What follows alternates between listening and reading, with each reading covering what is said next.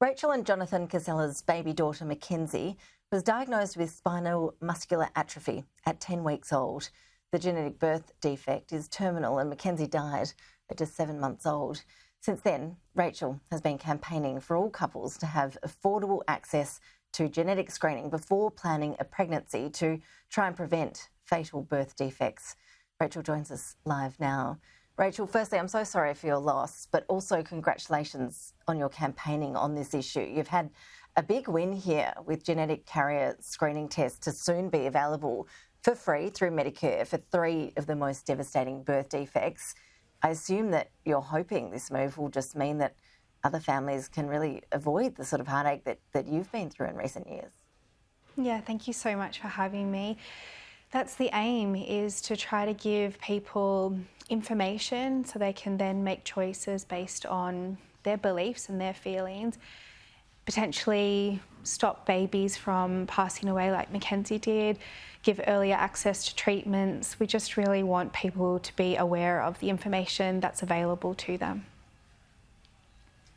Because you didn't have that opportunity, did you? I understand you did all of the regular screening tests that pregnant women do, but then it wasn't until Mackenzie was 10 weeks old that you realised something was wrong. Yeah, we undertook every single test that we were told about in pregnancy planning. We were very thorough in everything we did, but we were never offered genetic carrier screening. It was just not something that was on the radar because we had no family history. However, it's now shown that family history is not the dictator that it needs to be, that genetic carrier screening should be in fact offered to every prospective parent, at least for the top 3 genetic conditions. Yeah, I hadn't realised that. I think it's 4 out of 5 of these cases do appear without a family precedent. So it's often obviously such a shock for parents finding themselves in this situation.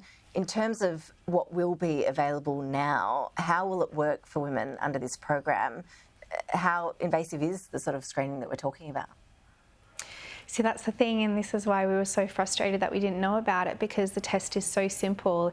It's either a simple cheek swab or a blood test, and you can find out whether you're a carrier of one of these conditions, and then you can see what your risk is as a couple of having a child affected by one of these conditions. So it's a really easy test to undertake. You can either get it from your GP or obstetrician, or you can get it from some online providers like Lumi Health, which I'm an ambassador for. Okay, and these 3 conditions, just explain it to us a bit more about why these 3 were chosen, and in terms of the range of conditions that can be tested for. I assume that they really only represent a handful of a huge range here. Yeah, that's right. So the 3 conditions are cystic fibrosis, Fragile X, and spinal muscular atrophy. So they are shown to be the 3 most common, severe and life-threatening conditions.